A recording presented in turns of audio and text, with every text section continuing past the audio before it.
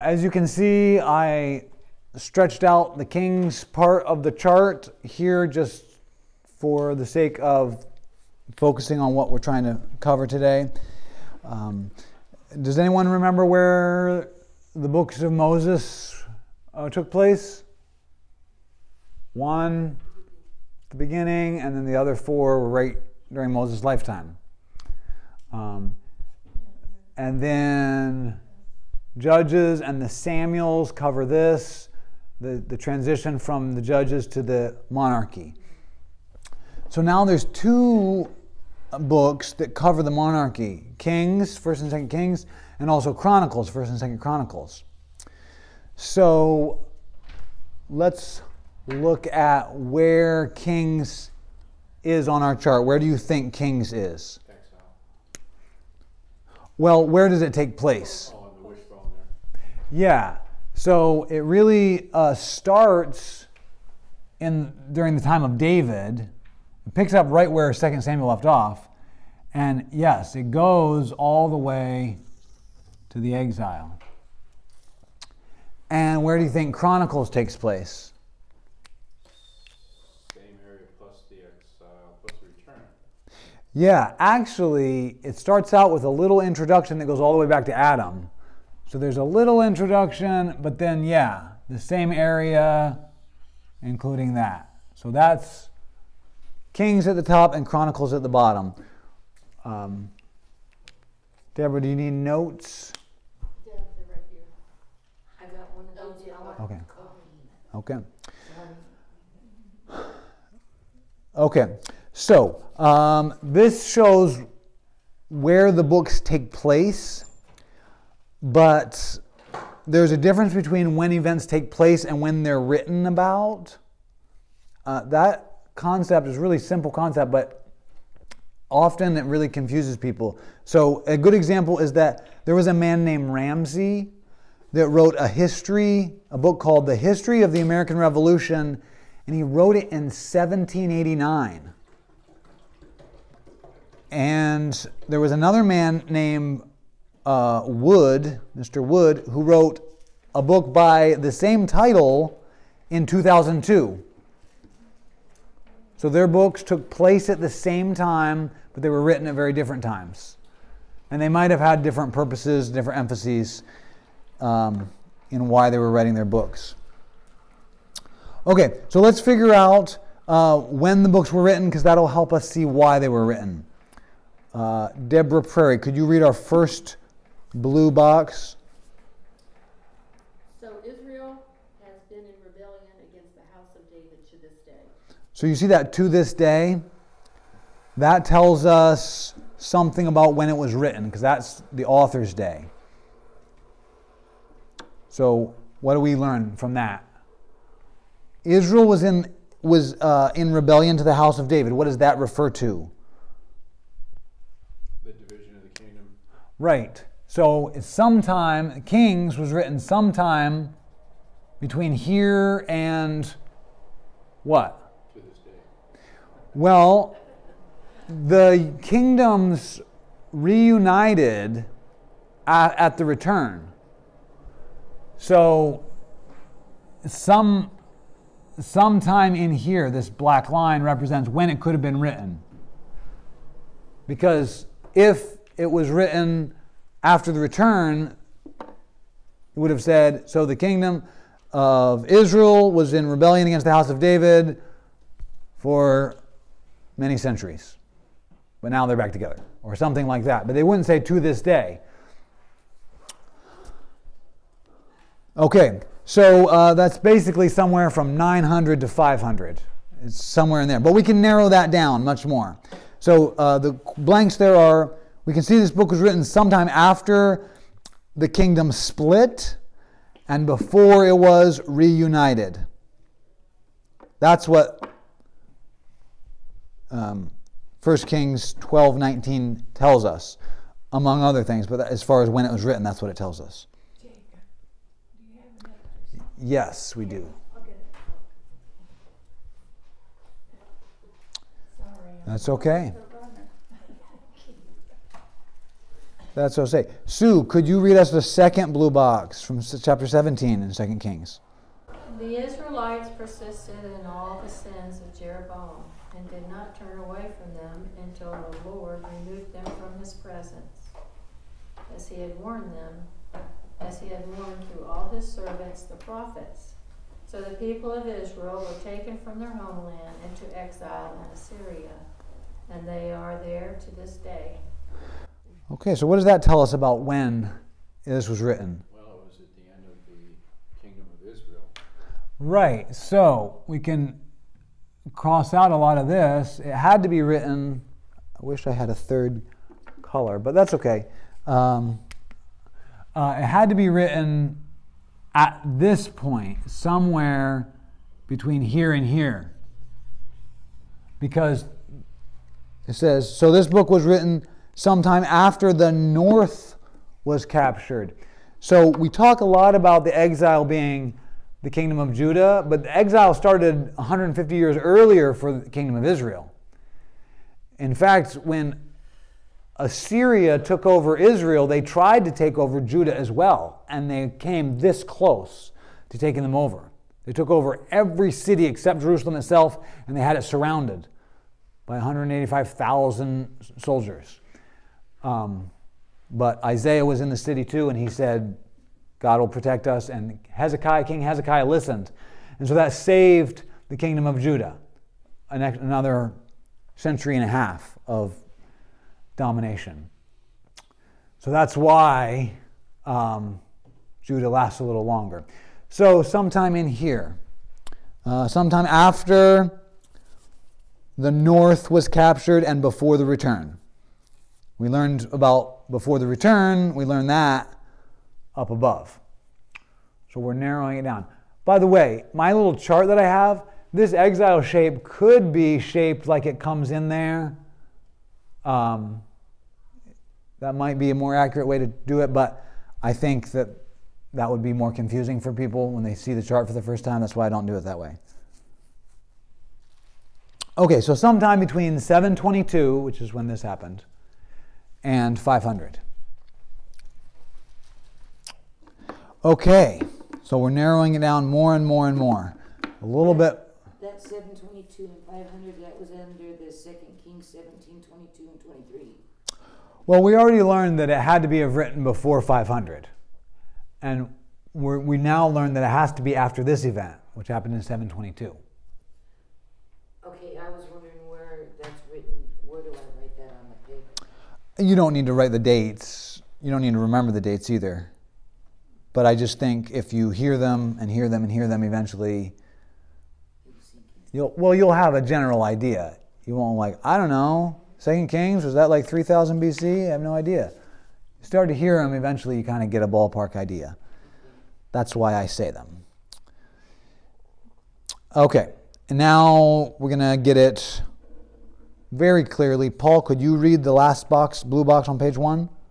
2 Kings 25, 8 to 21. An official of the king of Babylon came to Jerusalem. Okay, pause. Who's the king of Babylon at this time? Yeah.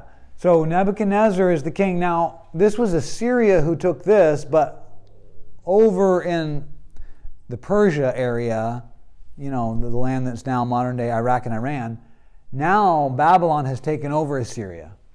So now they inherited the northern kingdom, and now they're coming for Judah. So start over. Sorry about that, Paul. No problem. I'm a little confused too. Now, Babylon, Assyria. So let me draw a. Babylon and Assyria come in. Let me draw a more. I'm glad you asked that. A more detailed map. So this is Jerusalem here, in the land of Israel, the Sea of Galilee, Jordan River, Dead Sea. Okay, and this is Arabia, the Arabian Desert. And this is the Persian Gulf over here. There's the Euphrates and the Tigris rivers here. This is a huge, the largest sand desert in the world, a huge desert. So that's why we talk about the Fertile Crescent. Okay? So these areas are very advanced. A lot of people a lot of military might. And Nineveh, the city-state of Nineveh, was ruling this whole area and also conquered this and also conquered even Egypt and other places. So the city of Nineveh was ruling all of this. And they would... The Assyrians, yeah. Nineveh was the capital of Assyria. And they were super cruel. They would skin people alive and impale people alive and do all kinds of things for psychological warfare. If you surrender, then we pay taxes. If we fight against them, we get impaled. Let's just surrender. So it really helped them. And then they would conscript soldiers from all these different city-states that they were taking over. They're very powerful. But everybody hated them. That's why Jonah didn't want to go preach at Nineveh. Okay? But God forced him to. Anyway, but then a city of Babylon rebelled against Nineveh, destroyed Nineveh, and now Babylon is ruling this whole empire and taking over other things.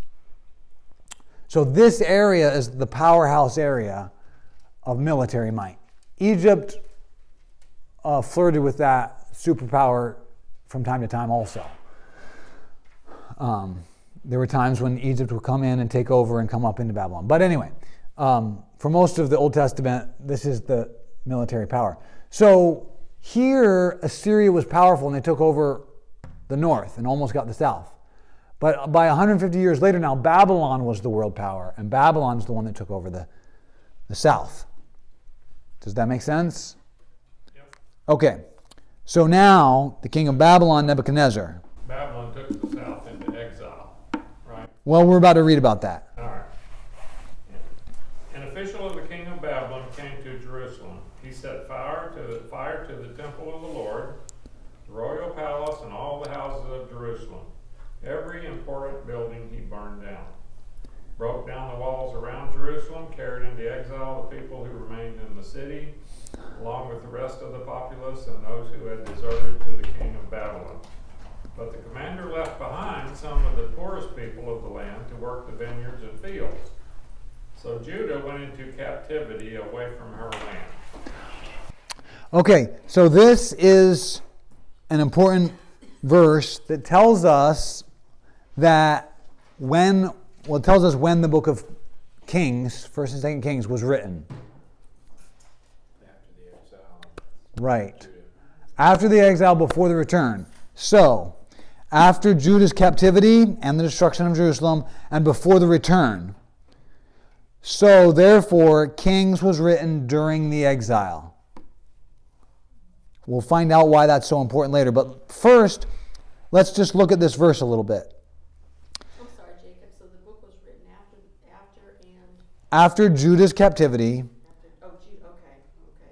So we knew it was after Israel's captivity, but now we know it's after Judah's captivity and before the return. So that means that it's written during the exile.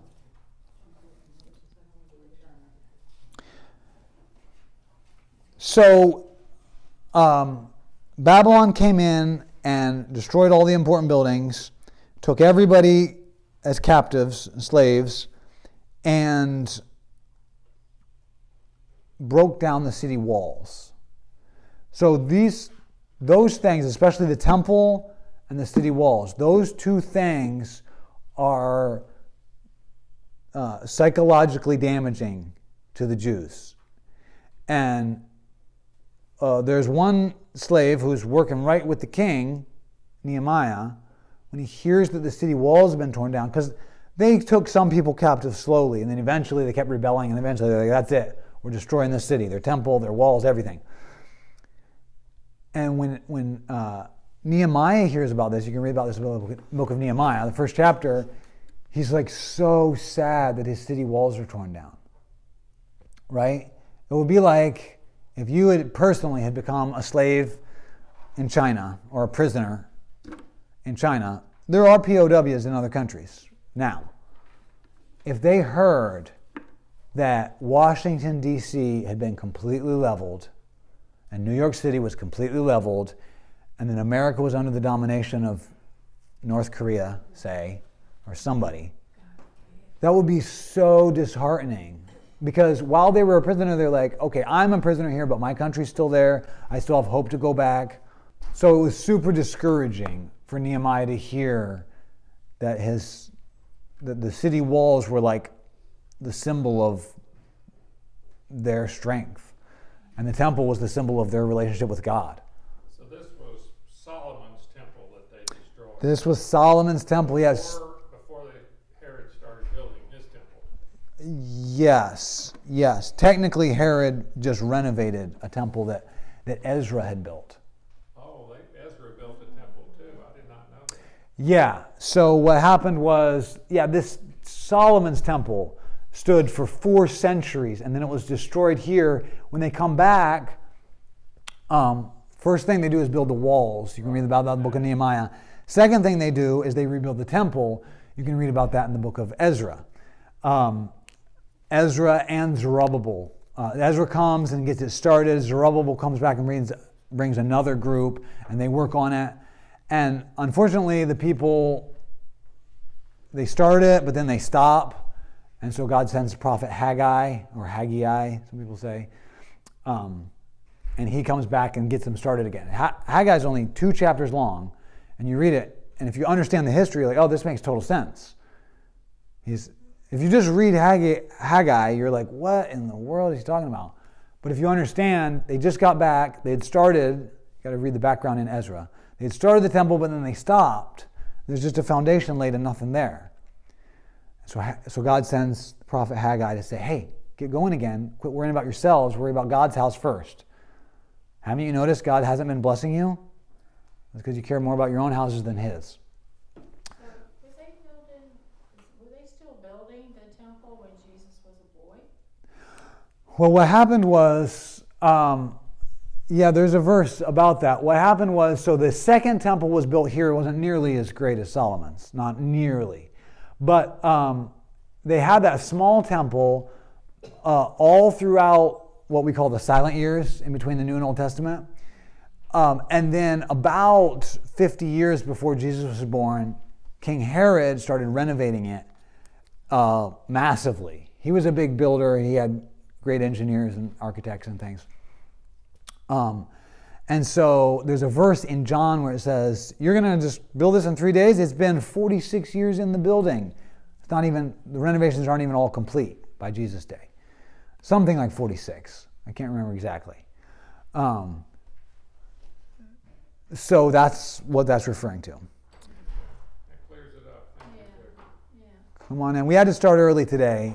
I'm sorry, there's a funeral. Okay. So, this book was written during the exile. Let's turn the page. Okay, so now we're going to return to why it was written. So, just some background information. Sue, could you read those bullet points there under that? The people are, now that we know when it was written, let's focus on why it was written. The people are living in a foreign land. They were defeated and captured. It was psychologically devastating. Okay. Is a memorial service, they changed the time? It's okay. We just had to start early. That's all. Page 2. Yeah, we're on page 2. We just started page 2. Did we get an email about this? Yeah. Yes. They sent one to everyone on the list. I don't know. I did. I did. John, the secretary. Well, Text, I know that. Yeah. Jacob texted us too if you knew your phone number. so, okay. Page 2. They're living in a foreign land. They're defeated. Just imagine how you would feel if America was captured by China and we were all taken away. We were living there. And no more churches, no more, Christianity is illegal. Just think about how devastating that would be. We're not celebrating, there's no more American holidays. It's just everything's different. So you cannot overstate how devastating this event was of the exile. I could do a whole lesson just on why it was so psychologically devastating to the people. Okay, so what question might they be asking? They're there in exile. What question might they be asking? How could they let this happen? Why? Where's God? How could God let this happen? I thought we were your people. You promised this land to 1,000 years ago, more than that, 1,500 years ago, you promised this to Abraham. You promised it through Moses. You made a covenant with us. Your covenant with Abraham wasn't even conditional at all. How could you let this happen? So, that's when the book of Kings was written. To answer those questions. To say, you want to know why you're here in exile, in captivity? This is why. Read about what you did in your history. And so they read about their kings, starting with David and Solomon. And right away, David's grandson, Rehoboam, is an idiot and divides the kingdom. So now Jeroboam starts it. Jeroboam, in fact, if you peek ahead to page 3, let's read a verse about Jeroboam. It's very important. Karen Baumgartner, could you read the gray box on page 3? Jeroboam thought to himself, the kingdom will now likely revert to the house of David. If these people go up to offer sacrifices at the temple of the Lord in Jerusalem. Okay, so he's saying if they keep going to David's capital for religious reasons, they're going to go back to obeying him politically as well. And then I'll be executed. So he has a plan in 28. You want me to read that? Yeah. So he made 2 golden calves. He said to the people, it is too much for you to go up to Jerusalem. Here are your gods, Israel, who brought you up out of Egypt. It's almost exactly what Aaron said, right? So he's like, don't go all the way to Jerusalem. I'll make a temple right here for you here. And he put one in Bethel and one in Dan so that people could easily go to worship your God. Now, he's not saying this is a different God. He's saying this is Yahweh, the one that brought you out of Egypt. Like an icon. Yeah, it made a lot of sense to people back then that a God in the heavens would have a presence here that you could see and touch. So that made a lot of sense to them. It was very unusual. That's why he kept saying, don't make graven images. Don't, because it was just very common. So back to this. So Jeroboam sets the stage for the northern kings to be terrible. Every single one of the northern kings was evil. Some were less evil than others, but they were all evil and did not worship God properly. Rehoboam was a bad king, but he was a descendant of David, and so there's a complete dynasty of 20 kings, starting with Rehoboam, 20 kings. They're all direct line of David. Some were good, some were bad. Some said, let's worship other gods. Some said, no, my father and grandfather worshiped these gods, but we're going to tear them down. We're only going to worship the true God. So it went back and forth, which is the true reason why Judah lasted longer, is because God blessed them more. So there was also about 20 kings here, but they were very short, very bloody. It wasn't a direct dynasty. They kept killing each other and taking it over and starting killing the previous king, killing all his kids and grandkids. I'm starting my own dynasty. And then maybe that would last like one generation, pass it on to his son and then somebody else. So this was not a direct dynasty. This was all kinds of bloody, and the kings ruled much shorter because they kept getting killed by other people. So even though 19 and 20 is only one difference in the amount of kings, because they ruled so much shorter, that's why it doesn't last as long. So that's what's happening. Okay, so that's why the book was written. Here's why we're here. We were so terrible.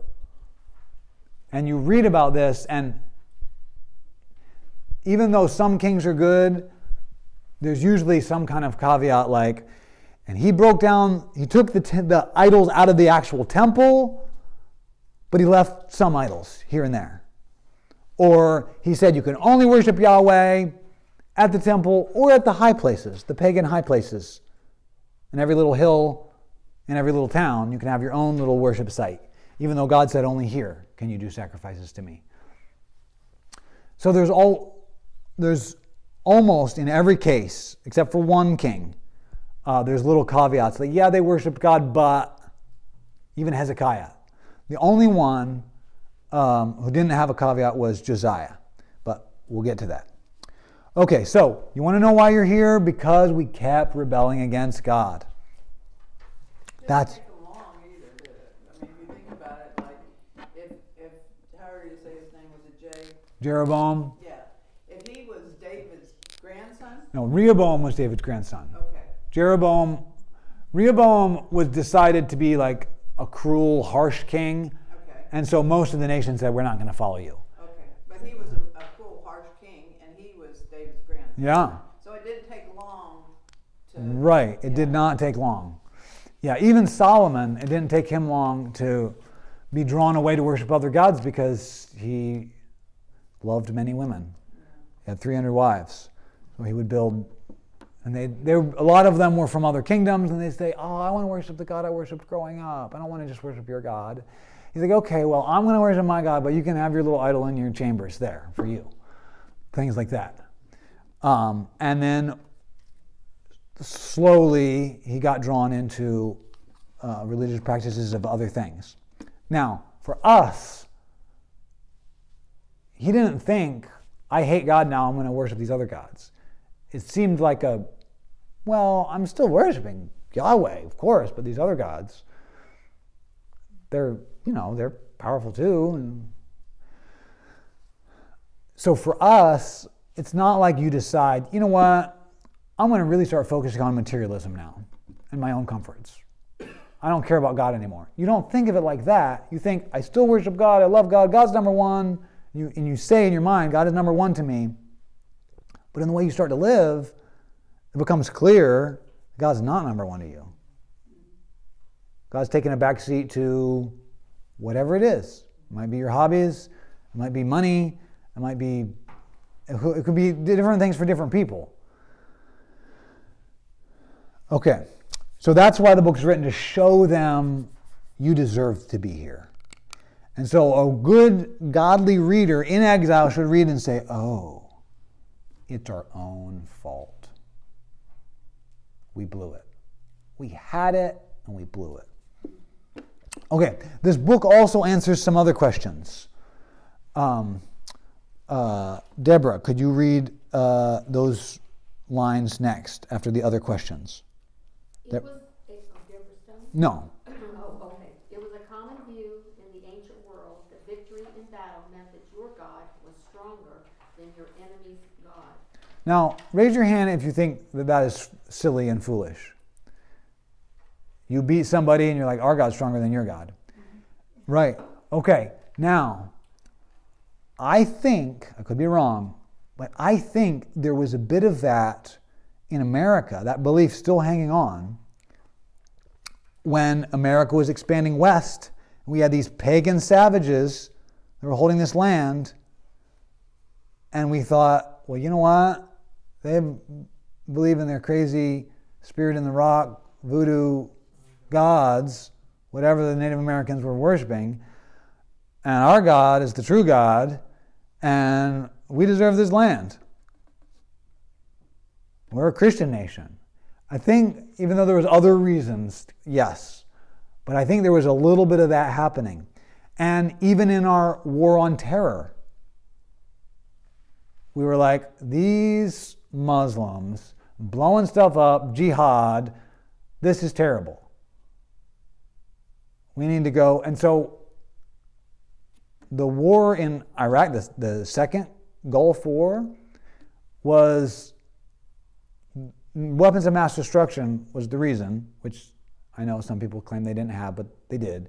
But anyway, that was the reason in the books. The real reason was payback for 9/11. I mean, the unspoken reason. And everybody in America was like, yeah. Well, we also spent millions and millions and millions of dollars and lost a lot of guys. Yeah, yes. I'm not saying anything whether it was good or bad. I'm just saying Something that never is going to be westernized. that's not the purpose of what we're talking about. The purpose of what we're talking about is human beings, if they have a different God than somebody else and they're at war, there's a little bit of, my God's better than your God. And in our case, we might say, our God's the only God. Your God's not even a God. Regardless, it's still saying ours is better. He exists. We have just a seed of that. We've been very secularized, so we don't always think of that as a big thing. But back then, that was a huge thing. If you lose in battle, their God beat your God. So you deserve to be their captives.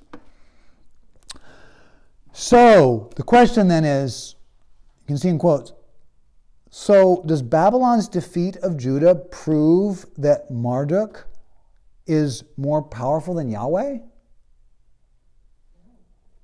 No, but that's a question the Jews were asking. They probably did to Babylon. Oh yeah, they thought that.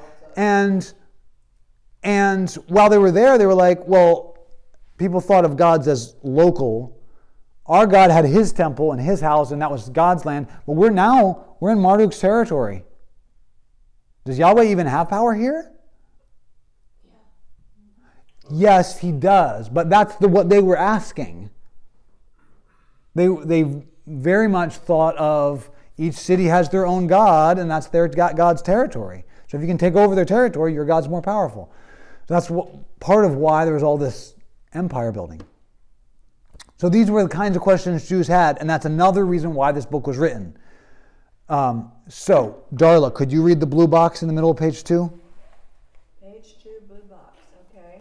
The Lord sent Babylon, Armenian, Moabite, and the Amorite raiders against him to destroy Judah.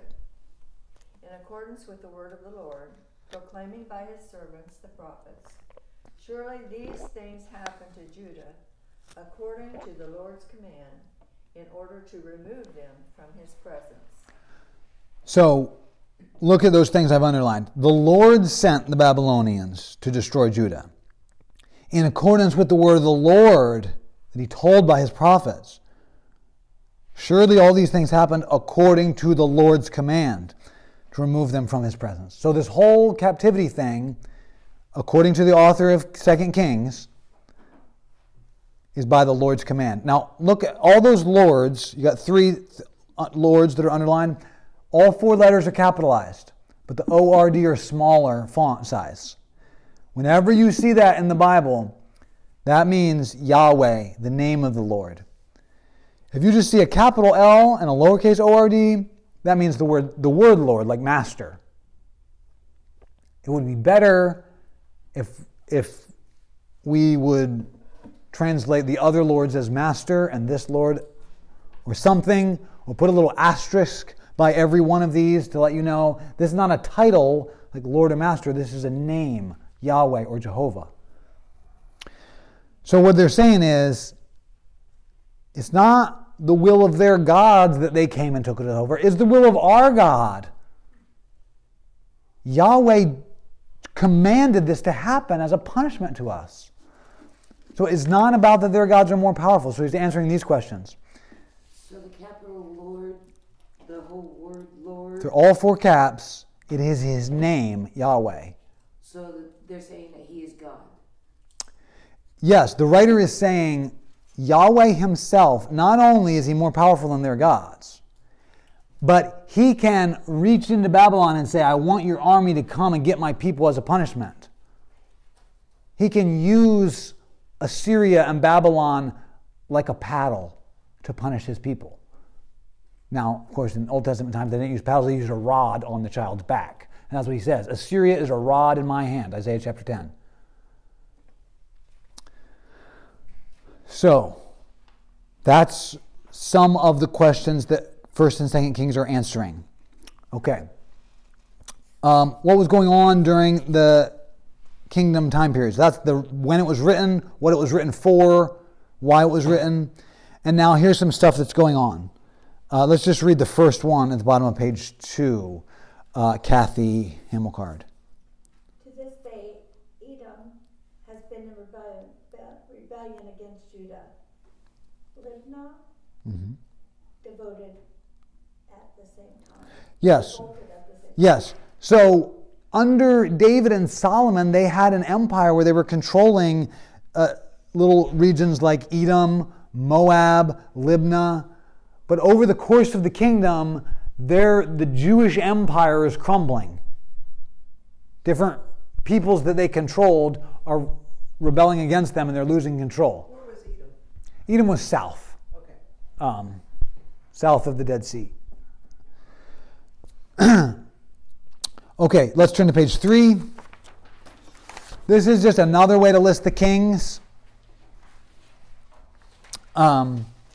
So I've got a chart there. You can see the kings of Judah on the left, and I made green the kings that were good. You can see most of them were evil. But there's about 7 of them or so that actually worshipped the true God. Josiah has asterisks beside his name in gray because, remember what Jeroboam, the very first king of Israel, you can see him at the top of the Israel list. They were all bad. Jeroboam set up that idol in Bethel, which was very near the border to Judah. When Jeroboam set that up, a prophet came and said, someday there's going to be a son of David named Josiah who's going to come and destroy this and sacrifice your human priests on this altar. And King Jeroboam does this. When that prophet says that, he says, seize him. When he reaches out his hand, it freezes and he can't pull it back in anymore. And his hand is permanently paralyzed like that. And that comes true. Now, Josiah probably doesn't know that, but he eventually says, not only am I getting rid of every idol in our land, and every high place, and everything that God rebels against, I'm going to take over Israel, that we used to be part of, and I'm going to get rid of all their idols too. And eventually, he almost reunites the kingdoms. So close. So, Josiah was the best king they had. And there's a fascinating story about Josiah. And that is when he starts worshiping God again, even though his father and grandfather didn't. His grandfather's name is Manasseh. And I made the H green because Manasseh at the very end turns. But he starts worshiping God again. He renovates the temple. And they open up a room that's been sealed by probably in front of some altar to some pagan god. As they're tearing that out, they find a room that's been sealed for probably since Hezekiah's day, so probably over 50 years. And they find a copy of the law. At this point, there are no copies of the books of Moses left, because Josiah's grandfather was so wicked, he tried to destroy them all. But there was one kept. And so there may have been some in hiding elsewhere in the country, but that Manasseh was unable to get. But anyway, but as far as he knows, he's like, I know my God's Yahweh. That's really all I know. There's some stories I've heard about him, but that's it. He finds a copy, an old copy of the law, and he has his scribe read it to him. The scribe's name is Shaphan. He's like, Shaphan, read this to me. And so he's reading it. And remember, like in Deuteronomy, like, if you obey me, you'll have all these blessings for like a whole page. And if you disobey me, these are all the curses you'll get. That's how the books of Moses end, essentially. And so Josiah is listening to this, probably like an all-day thing for him to listen to these books. And he's like, we're not doing the Sabbath.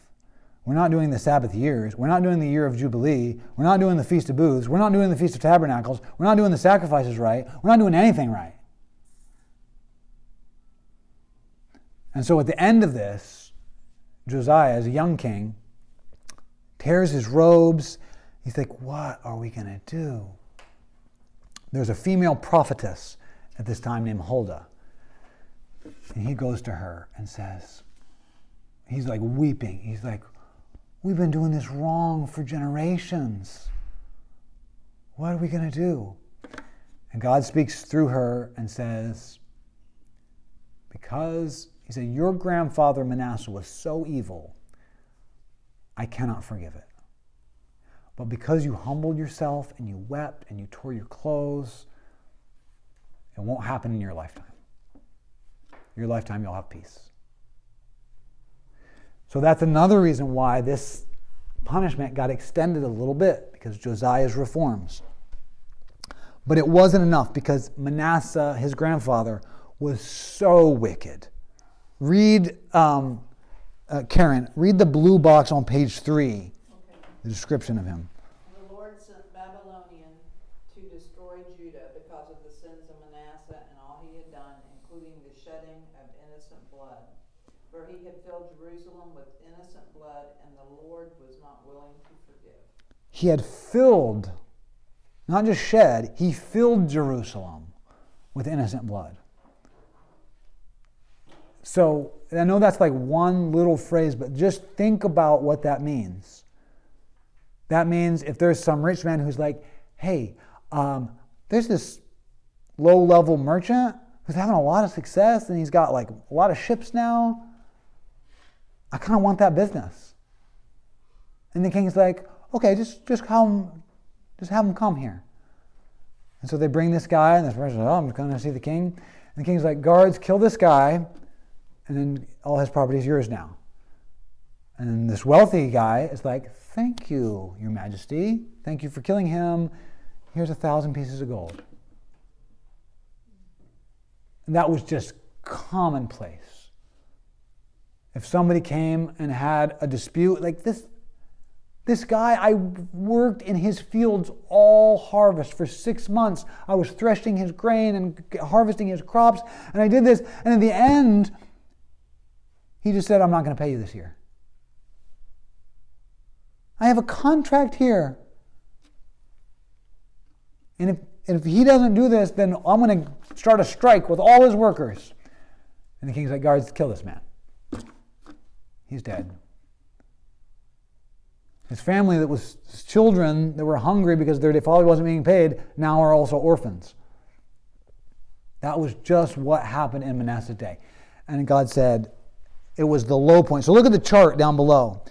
It's kind of a crazy line graph, but you can see that Saul, David, and Solomon, the lines are thick because the kingdom was united. And you see where it splits between the blue line and the red line?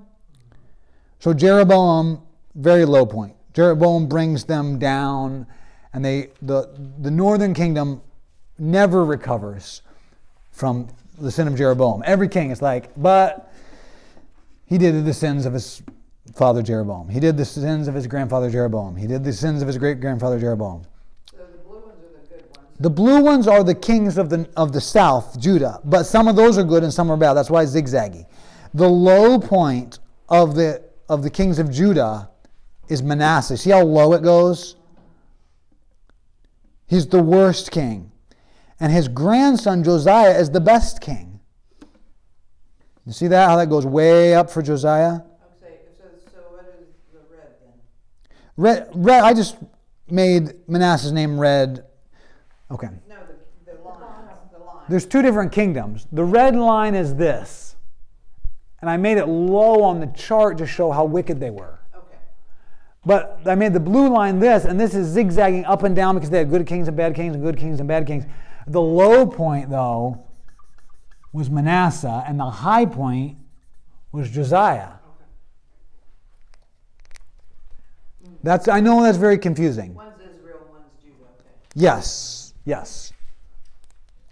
That chart, I spent a lot of time trying to make this chart as clear as possible.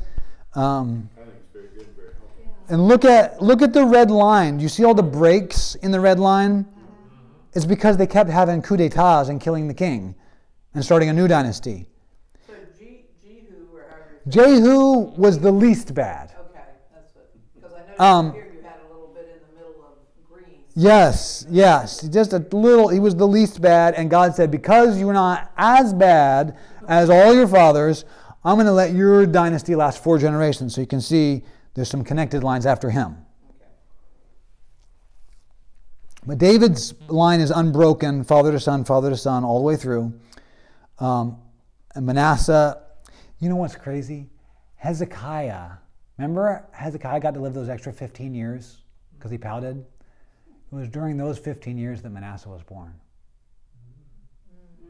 If he would have accepted what God told him, you're going to die, Manasseh would have never been born. Anyway, okay, so that is what was going on during that time. We don't have time to really read all this, but I will say this on page 4. Chronicles is the same information, but there's a different spin on it, right? Sometimes we'll write, about Teddy Roosevelt's life and like, what a terrible king, and it makes him look really bad.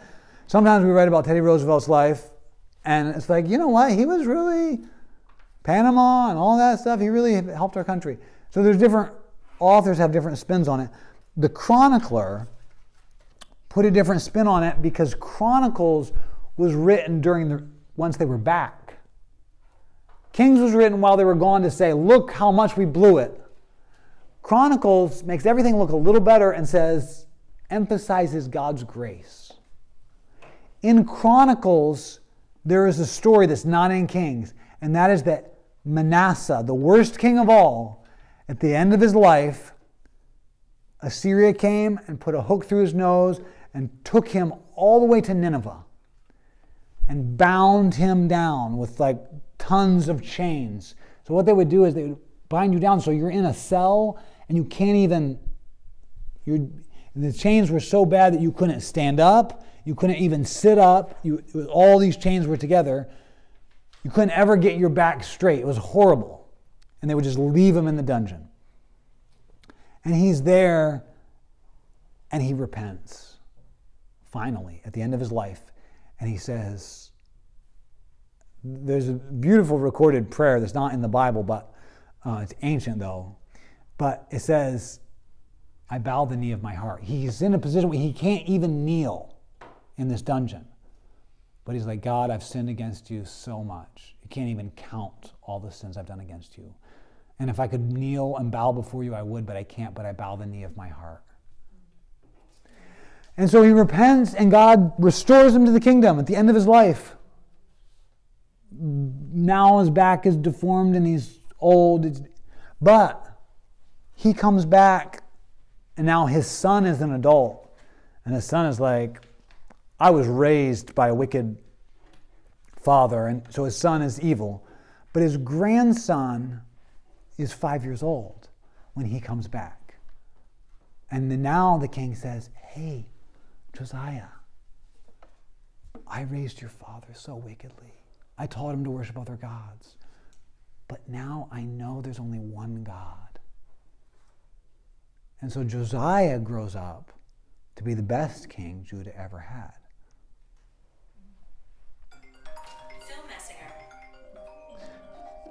That is a symbol that we need to end class. But let me just say that Chronicles includes that story that even the worst king can be forgiven because they're back in the land and God has forgiven them now. And says, yes, we blew it, but you know what? We're back. God's giving us a second chance.